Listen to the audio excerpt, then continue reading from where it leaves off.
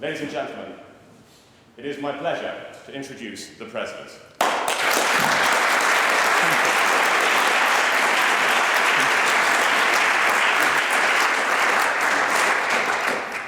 Distinguished guests, ladies and gentlemen, I'm very honored to be joining you at the Oxford Union today.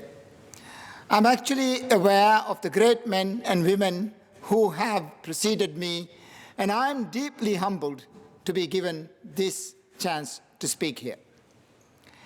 It is one thing to follow heads of states like Jimmy Carter and Ronald Reagan, but quite another to be offered the same platform as Shakira and Eastwood.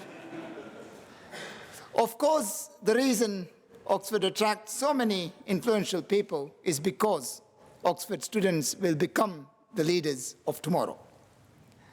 Soon, quicker than you might imagine, those in power today will leave the stage and be replaced by a new crop of actors. So I believe today is an opportunity for my generation to impart some of our limited wisdom and experience to the next. And our wisdom is limited, for the world we will be bequeathed to you is not, at the moment, looking like a pretty place.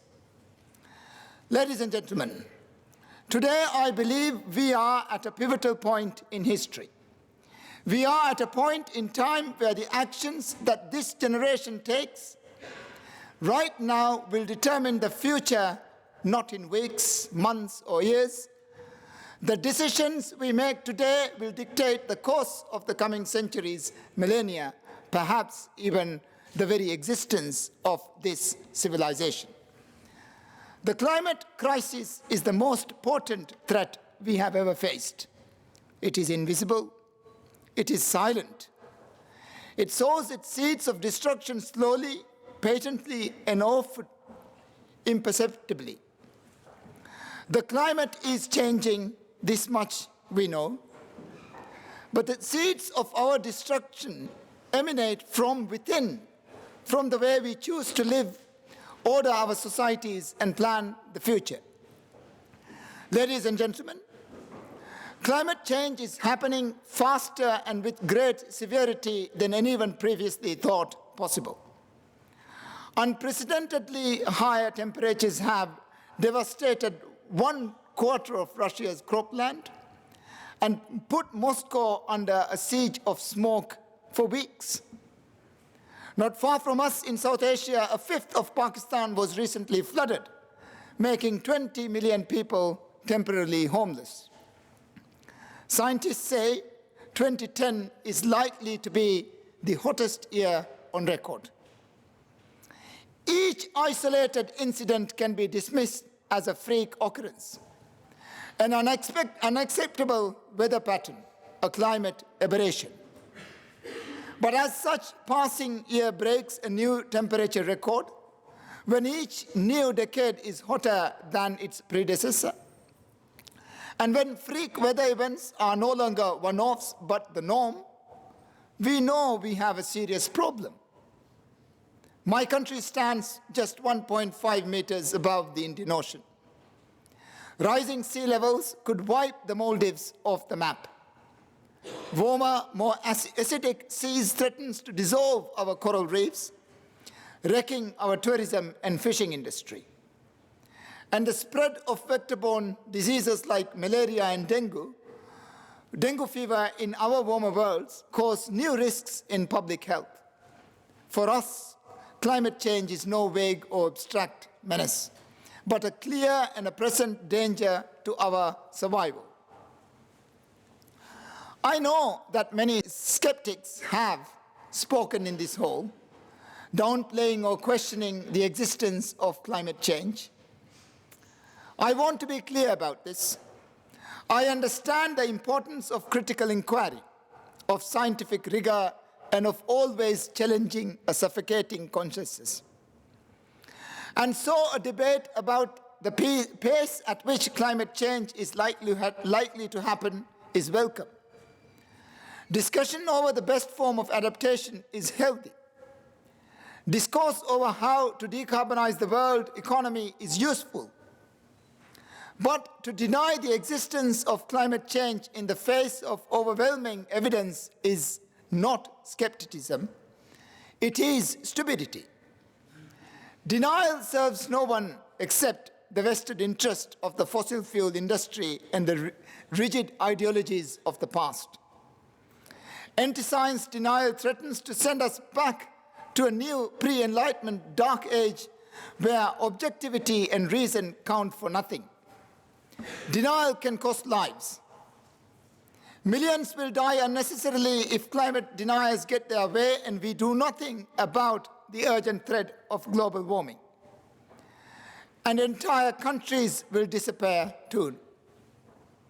And so to the cynical deniers, I invite you to visit one of those threatened countries, the Maldives.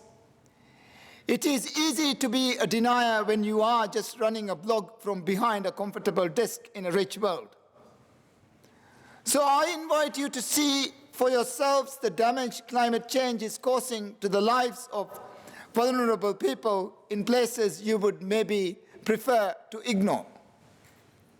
And when you have met the farmer whose crops have been destroyed by seawater intrusion, when you have spoken to the fisherman whose catch is falling because the weather is more erratic, when you have met the families whose houses have been washed into the sea by stronger waves, when you have sat down with these people on equal terms and seen these things for yourselves, then I challenge you to look us in the eye and tell us climate change is not happening. I know that fossil fuel interests are behind many of these climate denial campaigns. And I know the deniers are given undue oxygen by the media's tendency to chase controversy and forget truth. The IPCC did make a few errors in its huge 1,000-page report. But the main thing it has got wrong is not to exaggerate the scale of climate change, but to underestimate it. Temperature rise, sea level rise, and ice melt are all happening faster than climate scientists predicted. As we look around the world today and bear witness to the melting Arctic ice, the scorching heat waves, and the devastating floods, it is clear that climate change is happening much faster than we dare to imagine. We all know about ClimateGate, the scandal that never was. We have heard the malicious slurs against honest people, like the IPCC chair, Pachauri, who I count as a friend. We have watched the demonization of Al Gore. But let me tell you something. I sense weakness behind these vicious attacks. For me, these campaigns of disinformation illustrate the death of the fossil fuel interests. Big oil and king coal are dying industries. Their dominance of the world economy is coming to an end. Fossil fuel companies know that sooner or later the world's politicians will wake up. And when they do, they will stop fossil fuel firms from dumping waste into the atmosphere as if, in Al Gore's terms, as if it were a big open sphere. It is natural that these powerful vested interests are fighting hard, for they are fighting for their own survival. They cannot change. Coal companies will always mine coal, and oil companies will always drill for oil. It is no surprise they are attacking the people who urge a shift towards renewable energy, because this threat threatens their dominance. Our challenge is to ensure that the fossil fuel lobby doesn't bring our planetary ecosystem down with it. And so allow me to make this direct appeal to you today. All of you sitting in this room represent the future. You will take over from our generation. You will be the leaders of tomorrow. And so as you prepare to leave university and go into the outside world, I urge you to ignore the fossil fuel industry. Renewable energy and clean technology are sparking the great technological explosion since the Industrial Revolution. And so I say to you, choose the future over the past and join the new exciting economy of tomorrow. Allow the oil and coal firms to take their rightful place as tomorrow's industrial dinosaurs in the garbage dump of history. Ladies and gentlemen, the Maldives is not prepared to lie down and submit to a watery grave. We will not passively accept that our grandchildren must become environmental refugees, their culture and language lost forever in a faraway land. We refuse to abandon hope of our own survival. There is no doubt that climate change places our homeland in great peril. But with every threat that comes, there is another opportunity. I believe the Maldives can play an important role in leading the way forward as we work towards building a world without greenhouse gas emissions. On a global scale, our carbon dioxide emissions are negligible. The Maldives has done little to cause a climate problem. But we are determined to be part of the solution. Last year, the Maldives announced plans to become carbon neutral by 2020. Our pledge is that we will become the first country in the world to kick the fossil fuel addiction. As part of this goal, we intend to shift from using oil to using renewable energy to provide all our electricity. We aim to develop clean fuels to power our cars and boats, and we plan to offset aviation pollution until a way can be found to decarbonize air transport too. For the Maldives, carbon neutral development is not just an environment issue. Reducing our dependence on foreign oil also improves security and boosts our economy. The Maldives is the most oil-dependent country in South Asia. Our economy is currently totally reliant on imported oil. We don't produce oil ourselves and have limited capacity to store it. Any change in the oil price causes huge damage to our economy and government finances. Improving energy efficiency and shifting to renewables improves our energy security and can reduce the price of electricity. Renewable energy also provides significant opportunities for local business. The Maldives is too small to be a global wind or solar manufacturer. But by pioneering the use of renewable energy in our far-flung islands, we can become world experts in developing off-grid renewable energy solutions for small communities. If we can work out how to power Maldive Islands cheaply with renewables, we will know how to power every remote village in India and China. At the moment, the Maldivian economy is dominated by tourism and fishing. These two industries account for 2/3 of our GDP.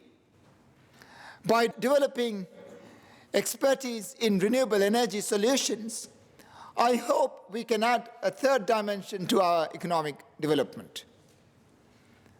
I would also like to point out the importance of effectiveness of Western countries' aid budget. As you know, a lot of aid has been pledged by the rich world to help poorer countries adapt to the worst impacts of climate change.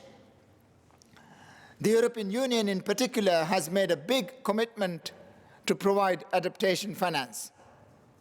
However, European countries are often hesitant to spend their money where it really is needed. In the Maldives, for example, European countries are saying we cannot use adaptation money to build sea defenses in our islands. This is slightly mad when you think about it. Here is a country in danger of being flooded, and yet the donor countries won't let us build flood defenses. Instead, European donors want us to write lots of feasibility studies and conduct endless seminars. I understand the importance of planning, And I know the reports are important, but we also need seawalls and water breakers to protect us from the rising seas. Ladies and gentlemen, I know that Copenhagen was a disappointment. And with time running out to fix the climate, it is easy to become despondent or even depressed. It is all too easy to write off the most vulnerable countries as unsavable, sacrificial victims to the world's fossil fuel addiction. With a shrug of the shoulders, you could just accept that many countries will no longer appear on the map in the 22nd century. But this sort of self-defeating nihilism is not for me.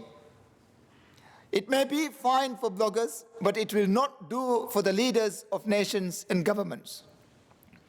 We have real work to do and real people whose aspirations must be met and whose ambitions must be liberated. To stave off the worst of climate change, we mustn't let temperature rise by more than 1.5 degrees. And we need to cut the carbon in the atmosphere to a safer level of 350 parts per million. To achieve these goals, the entire world economy needs to be carbon neutral by the middle of this century. And we need to cut global emissions now. This is an unprecedented international challenge. The odds are stacked against us. But we have faced odds before, and we have won in spite of the odds. Just a few years ago, chance was against us in our struggle for democracy in the Maldives. Countless democracy activists were detained, jailed, and tortured by the former regime. We are a people without arms standing up to a dictatorship that had all the guns, tanks, and the batons. But we refused to give up hope. With conviction and courage, we won our battle for democracy in the Maldives. I believe with this kind of sustained focus, we can overcome the climate crisis too. We can win not because hope can triumph over grim reality, but because I know there is no shortage of humanity's greatest resource. That resource is not solar power, nearly unlimited though it is. It is the ingenuity and innovative capacity of people like you and skilled and educated people who will drive the technologies and the politics of the future. I have never been in favor of big government. I believe that free markets are the best way to harness entrepreneurial spirits. And I believe that entrepreneurial spirits is what drives human progress. True entrepreneurs are not those who cling to the old certainties of the past, like climate deniers. Rather, they are those who see a new world is coming, full of new opportunities. I believe that victims can also be victors. And I believe that poor and vulnerable countries have a role in leading the way forward, perhaps the most important role of all. And it is not just the Maldives that is trying to lead the example. Earlier this year, at a meeting in the Maldives, other developing countries joined the carbon neutral club. Ethiopia, Costa Rica, Samoa, Marshall Islands, Antigua, Barbuda. These countries have committed themselves either to carbon neutrality or low carbon development. I think this does beg the question. When those with the least start doing the most, how can rich countries drag their heels over climate change?